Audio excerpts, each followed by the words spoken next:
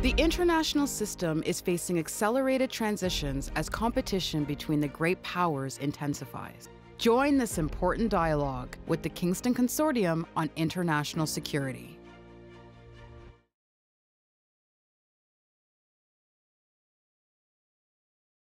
For our very last presentation of the day, or our keynote address, according to the program you have in front of you, I would like to invite our moderator, Professor Kim Nossal from Queen's University, to introduce our speaker for the day, and that will take us to the end of our day, and we will see all of you tomorrow for, don't have it in front of me. We'll cover that in a bit. Yeah, for more, exactly. So, Mr. Nossal, welcome. Thank you very much. It's a pleasure to introduce Charlotte McGlade for the last presentation of today's KCIS. We've been talking throughout the day on different aspects of the unchanging nature of war, and Charlotte is in a particularly appropriate position given her position as Director of Operations and Cooperation, the Canadian International Red Cross, to give us a perspective on that particular element of the nature of war in a contemporary period. So without further ado, please welcome Charlotte McGlade to KCIS. Thank you. Thanks, everyone. And I realize I'm standing between you and your beer, so I appreciate your attention. I hope you're adequately caffeinated for the last session of today. So I do want to say thank you very much to the Kingston Consortium for extending the invitation to the Canadian Red Cross and inviting me to speak on principled humanitarian action as an essential component of the international security environment. We're very grateful for this opportunity. It doesn't happen all the time, so thank you so much. As the program aptly mentioned, the theme of this year's conference, The Unchanging Characters of War, raises points of focus and points of friction between the humanitarian sector and the pure defense and security sectors. For an organization like the CRC, the point of focus is clear and simple: to prevent and alleviate human suffering wherever it may be found. Having humanity as a point of focus helps us define our clear purpose, which is to protect life and health and to ensure respect of the human being. All of our actions are geared towards that very goal. But having humanity as a point of focus also brings its share of friction, as this is often different from others who are governed by military and political considerations. This has been true throughout our history, which dates back 260 years and is certainly true now. Security and defense sectors and the humanitarian organizations all work in the same space. We work in your space, and you work in our space. We both work for the communities of those impacted by violence, armed conflict, and as well as disaster. And for both of us, our presence can be at the invitation of the host government and or in partnership with local colleagues and collaborators. And we all have that in mind when we deploy both in Canada and around the world. Of course, friction may arise when different agendas underpin different modus operandi. Indeed, political and military agendas run parallel to humanitarian agenda. In the best case scenario, the agendas are aware of each other and provide adequate space for the provision of our work in a safe manner. But more often, agendas are not adequately informed of the other, and common misconceptions arise. We often speak at each other, and we pass each other. So we're grateful for opportunities like this, which allow us to speak with each other. This will not come in handy just in this room and over the course of this conference, but more importantly, it will better the work of our respective organizations when the turmoil, commotion, and the chaos of conflict unfolds. This space for dialogue and understanding is an essential component of achieving both of our respective objectives. For us in the Red Cross movement, we work in a space that is referred to as protected humanitarian space. It is protected in law, both domestically and internationally. It is protected in practice, and it is protected in operations. So what is protected exactly? the space we need to conduct assistance and relief activities, and that can be short-term relief, rehabilitation, or reconstruction activities, and it can include measures of disaster preparedness, prevention, and risk reduction. Humanitarian action is guided by the principles of neutrality and impartiality, having its legal basis in Article 70 of the 1997 Additional Protocol 1. Humanitarian action includes providing essential goods and services to those impacted and affected by man-made or natural disasters and crises. It may comprise material aid and/or the services of personnel, as well as financial support or the sharing of technical expertise. In an armed conflict, when populations are lacking the supplies essential for their survival, it is the primary responsibility of the parties to the conflict and those who control the geographic areas to provide it. This need is then often what prompts humanitarian responders to offer their services to those communities in need. It is the space required to respond to those needs that's referred to as the humanitarian space. And the protection of that space is one of our main drivers in the work and engagement we do with security and the defense community. So how do we deliver this assistance? Well, we cover the continuum of getting goods and services to those who are in need. It includes the buying of goods, shipping of goods and personnel, delivering the goods and services, all in a safe manner. This is one of my areas of expertise, and I could talk about emergency logistics all night. Some of you smiled, some of you pulled out your phones to be like, please no. So don't worry, it's only some of what I'll touch on tonight. So assistance is delivered as locally as possible and only as internationally as necessary. You must remember there's no such thing as an international operation. It's always somebody's domestic response augmented by international actors. The Red Cross and Red Crescent movement teams are there before, during, and after the disaster or crisis, working across the disaster risk cycle. And it is for all of our teams that we need to protect this humanitarian space and ensure the neutrality and independence. So now that I've set the stage with points of focus as well as points of friction, when it comes to where humanitarians and organizations and the defense and security sector cohabitate, with the remainder of my time, I'd like to share with you 3 concrete examples illustrating how the protection of humanitarian space is critical and what we propose your role and responsibilities are in protecting it. So the first is on the issue of civil-military coordination. So in fulfilling their respective mandates, all of components of the Red Cross and Red Crescent movement, as well as the humanitarian sector writ large, interact with military bodies to achieve their humanitarian objectives. These relationships are conducted in accordance with the fundamental principles, international humanitarian law, and other relevant rules and best practices. We follow these rules and encourage these best practices as it is of paramount importance that we maintain our identity as independent, neutral, and impartial humanitarian actors, and I'll explain why. Movement components establish cooperative relationships and dialogue with military bodies on topics such as dissemination of international humanitarian law, use of the emblem, disaster response, health, and tracing services.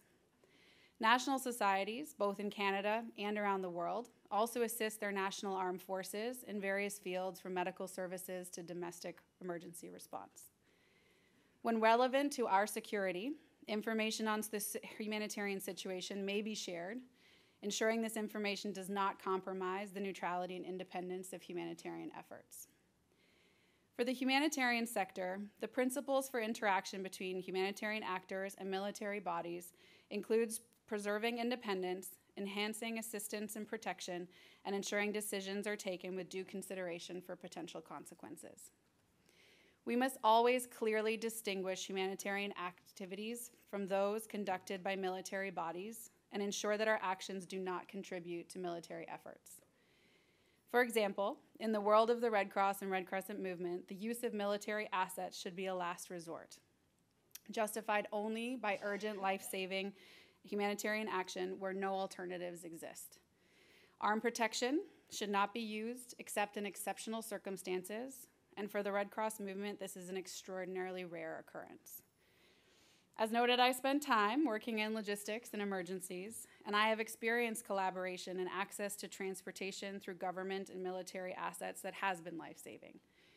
For example, recently in Sudan, with the delivery of relief items via international military transport due to civilian airspace closures. Or how happy I was to see a military transport with a high loader arrive at an airport where I had a plane containing a much-needed field hospital that couldn't be offloaded due to a slight miscommunication regarding the difference between available versus functional equipment. We've all been there. We've also experienced many evacuations from Nepal after the second earthquake, and people had to be evacuated from the mountains areas to Democratic Republic of Congo, and also being hosted just down the road in Trenton at quarantine sites during COVID. The relationship between military operations and humanitarian endeavors, especially in armed conflict, has received particular attention in the recent years, as the assignment of humanitarian tasks to international military forces is increasingly considered a viable option for crisis management, and this is something we hugely struggle with. From the humanitarian perspective, military operations must be clearly distinct from humanitarian activities. Particularly at the height of hostilities, military forces should not be directly involved in humanitarian action, as this does, in the minds of the authorities and the population, associate humanitarian organizations with political or military objectives, and military and political efforts with humanitarian objectives. A colleague of mine, who is ex-military and a longtime humanitarian, helps to illustrate this collaborative but defined space using a bridge, a truck, and a cookie. Sounds like three guys walked into a bar, but stay with me here. Imagine there are people in need of cookies. Humanitarians will quantify the need and develop a distribution plan. The military could potentially drive the truck with the cookies to a depot for the humanitarians to distribute. But even better would be repairing the bridge that the truck needs to pass to allow for all humanitarian actors and the population to regain access, thereby enabling recovery from the impacts of the crisis more quickly for the population. The primary aim of military operations should be to establish and maintain peace and security and help sustain a comprehensive political settlement. The humanitarian mission is to provide services to all those who are in need, regardless of political affiliation. When humanitarians are conflated with political ends, it puts our staff, the communities we work with, as well as our goods and offices at risk. Humanitarians can be seen as being part of a war effort instead of being part of the community and can be targeted as a result. This sadly continues to happen around the world, and it impacts us greatly. All of us, we need to weigh the risks resulting from a blurring of military and humanitarian roles. Avoiding the militarization of humanitarian assistance is a constant concern which needs to be addressed. Training and awareness of this issue is now part of many militaries' preparation and operations. This holistic engagement from the front lines to strategic level is the means by which operators on all sides will know what to expect and how to engage. Indeed, it's vital for the Red Cross and Red Crescent movement to be perceived as independent of political control and impartial in the delivery of aid. As we don't operate in a vacuum, we need those of you who work in the same space to undertake efforts to ensure this happens as well. The second point, which is intrinsically linked to the first, is that following this line of thinking, in emergencies affecting civilian populations, humanitarians need to be the primary responders. The Canadian Red Cross has seen a significant shift over the last decade, with an increasing proportion of its operations taking place domestically. Over the past 5 years, the CRC has supported more than 700,000 people impacted by disasters in Canada. For the CAF, the past decade has also brought significant change and an increased reliance on resources for domestic response, with CAF supporting more than 30 domestic operations between 2010 and 2020, compared to only 6 between 1990 and 2010, according to reports that we've seen. In times of crisis, the role of non-humanitarian entities, such as armed forces and private companies, is intended as a complementary resource of last resort, and only when the capacity of civilian responders is overwhelmed. The Canadian Red Cross believes that this complementarity is the best value role that these actors can fulfill in support of these humanitarian efforts. This is also how CAF articulates its role in domestic disaster response as complementary rather than a lead role in response to international and domestic events. The Canadian Red Cross supports this as both policy as well as an operational reflex. We actively engage CAF on how to better prepare for domestic emergency response in line with these goals. The dialogue with CAF on domestic disaster, losing pages, disaster preparedness focuses on how we can mutually reinforce each other, recognizing these different strengths, roles, specializations, and abilities. It is the view of the Canadian Red Cross that humanitarian actors, such as the Red Cross, are better able to ensure neutral and impartial service delivery to those affected, in particular those marginalized by our current structures and systems. For this reason, humanitarian actors should be front-facing with civilian population. Humanitarian and disaster relief work should be carried out by dedicated professional humanitarian agencies, as this leads to a better continuum of response and more efficient engagement of local actors. To this end, we need to continue to identify areas of cooperation where militaries make a significant contribution to humanitarian response in a way that ensures militaries have what they need to respond and that civilians and impacted populations have what they need in order to survive and thrive. This includes CIMIC structures and the security dialogue between the defense, security, and humanitarian sectors. But it also includes other areas of mutual cooperation, such as the instruction of international humanitarian law. National Society legal advisors have been participating regularly in military exercises and training courses around the world for years. This includes the goal of helping to improve knowledge of the humanitarian sector, or highlighting protection aspects of international humanitarian law among troops and familiarizing them with operational humanitarian issues which are currently front and center, including efforts to combat sexual and gender-based violence and the targeting of humanitarian workers, all of which happens far too frequently. Just as a reference, last year, 444 aid workers were killed, and according to the UN, 62 aid workers have already been killed this year. Overall, we have to remember that humanitarian action is designed to protect human dignity and save lives. It needs to take place in parallel with political and military processes aimed at addressing the underlying causes of the conflict and achieving a political settlement. It should not be used to mask a lack of resolve to take appropriate political action or to compensate for the inadequacy of such action.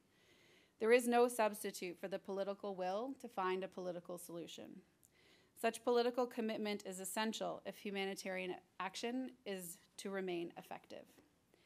In order for civilians and impacted communities to receive the assistance they need, humanitarian agencies must be allowed to maintain their independence of decision and action while working in awareness of the military forces at every phase and at every level. Some consultations should be held early in the preparatory phase of military missions. For example, when the purpose of the mission is to create safe corridors for the delivery of humanitarian assistance. In the course of the operation, there should be regular exchange of views, both in the field and at headquarters, on how the respective mandates are being fulfilled. This precious time and exchange should help enhance mutual respect and understanding of the objectives and constraints. The third point is that political and security approaches, lens, and interpretations impact the humanitarian sector regularly. I'll give you a recent example that is front and center for the humanitarian sector in Canada at the moment. Imagine armed violence breaks out in a country between various armed factions and the government. The government itself, or some of the various armed factions, are deemed terrorist organizations by governments around the world as well as the United Nations. This designation as a group as terrorist is purely a political act. It is one we respect and acknowledge, but it is something we don't participate in. It is also language that we avoid. We don't use the language of terrorist or terrorist group to refer to people or particular groups. This is because most often to call someone a terrorist is to align oneself with the politics of the violence. As a sector governed by neutrality, the reason why a group is fighting is not something which humanitarians base our work on. Instead, we have to approach all groups designated terrorist or not, as a party to the conflict, and ask them, like we ask all parties, for them to allow us to do our work and to ensure the protection of the civilian population who they may be controlling. This can be a difficult idea to grapple with. We're not choosing to be ignorant of what particular groups do. We are not neutral about harm or violations of the international humanitarian law. By not calling groups terrorists, we are not condoning their actions, nor are we agreeing with them. Rather, for us to maintain the confidence of all the parties to any given conflict, we have to ensure that we do not become entwined with the political designations. We are there to ensure those in need of assistance receive it. We are there to speak about protection and what communities require to survive, not who is right or wrong in any given armed conflict. We are there to advocate for those who need assistance, not to advocate for one side of the conflict or another. As a side note, it is important to flag that in our engagement with parties to conflict and with governments around the world, we distinguish between professional armies and those who are highly trained, such as yourself, and those who are not. We are not ignorant of the enormous differences, but rather we have to navigate these differences according to our methodologies. We do this so as to ensure access to those in need and to ensure the trust of those who threaten both our own staff as well as those who seek support. If we choose not to be neutral, if we choose to take sides in political and military distinctions, we put everyone at further risk. Our impartiality and our neutrality is our center of gravity. Our neutrality, our commitment to ensuring those who need assistance receive it, and for the Red Cross, Red Crescent movement, our emblems are our protection. We have found time and time again, including in recent operations, that repercussions of any perceived breach to our neutrality or impartiality is immediate and significant and can result in the targeting of staff and volunteers, reduction of access, and even direct attacks on buildings such as medical centers. Delivering principled humanitarian aid is not easy, and it requires constant dialogue and negotiation with all parties in a context. The provision of humanitarian services in areas which are impacted by terrorism is hugely affected by laws, both domestic and international, which at times severely limit the provision of humanitarian assistance. This is because of efforts to enforce sanctions and the unfortunate criminalization of the provision of humanitarian services to areas or people associated with terrorist activities. This trend in criminalizing humanitarian services and over-regulating them in an effort to counter terrorism was never the original intention of governments around the world when they undertook these efforts. And yet, it was a trend that continued for well over a decade. This had major repercussions on the humanitarian sector and all who were in need. I personally saw needed medical items blocked due to a sudden criminalization through sanctions. These goods expired, waiting for political action. Thankfully, major governments around the world, including Canada, have started to recognize that draconian and heavy rules which limit and interfere with the provision of humanitarian assistance does a disservice to everyone who we as a collective wish to help. Limiting humanitarian assistance never served the purpose of countering terrorism. This has now been better recognized by the UN and by governments, including Canada. For example, sanctions connected to ISIL and the Taliban and others designated as terrorists now include what is referred to as a humanitarian exemption. In the early days of post-9/11, governments around the world undertook massive efforts to combat terrorism. The ramifications of these efforts are still felt today in all areas, including defense and security, and this is true in the world of humanitarian services. Our work was seen as potentially helping designated terrorist groups, and our sector was shrouded in suspicion. The consequences for breaking these new heavy rules were so severe that banks to charter companies to suppliers of medical equipment began to de-risk. They walked away from working with us out of fear of being found in violation of these rules, and those who had needed assistance were denied it. As evidence of the unintended consequences of these draconian laws began to emerge, our advocacy to governments increased in order to change these rules. not to thwart efforts to fight terrorism, but rather to protect the humanitarian space, a space which is already enshrined in law and to which parties to conflict already have obligations to protect. In the reaction to undertake certain security efforts to fight terrorism, humanitarian space was eroded and civilians who were entitled to protection were denied it.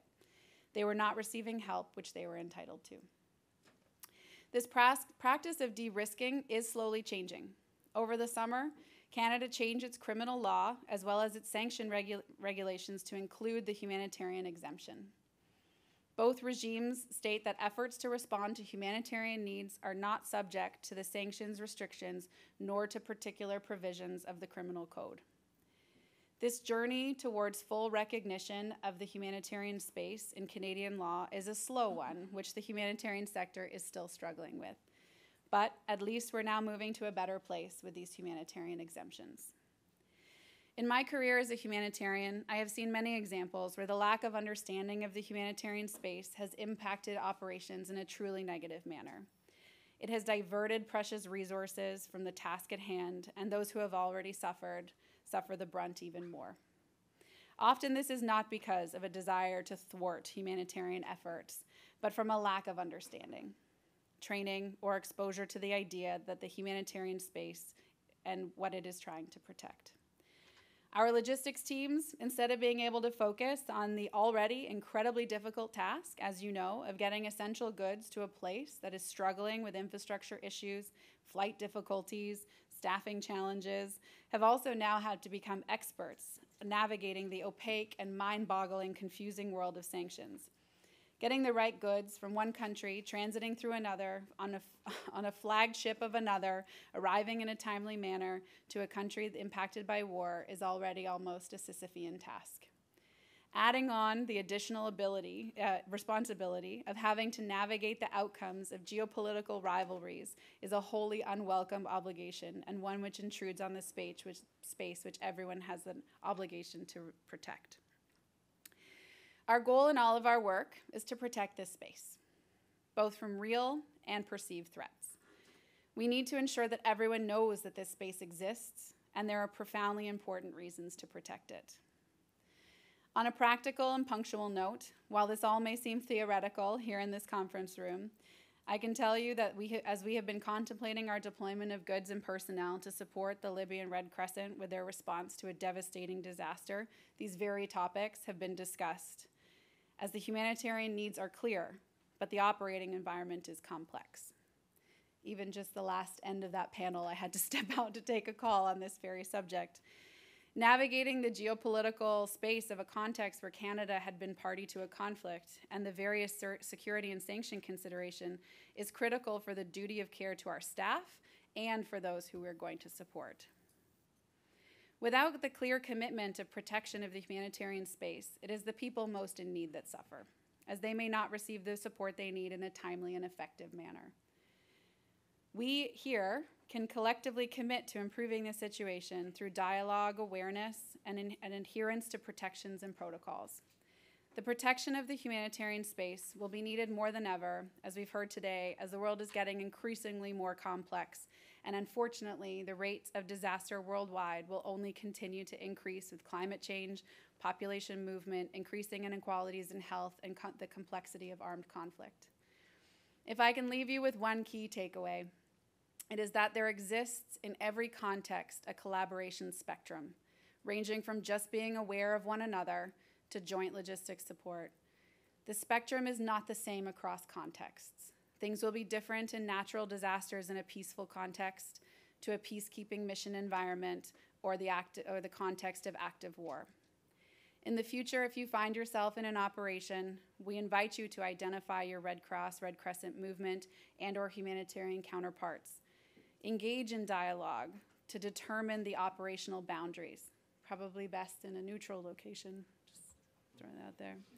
We need and invite this dialogue to ensure effective humanitarian services rather than having two pillars working independently of one another.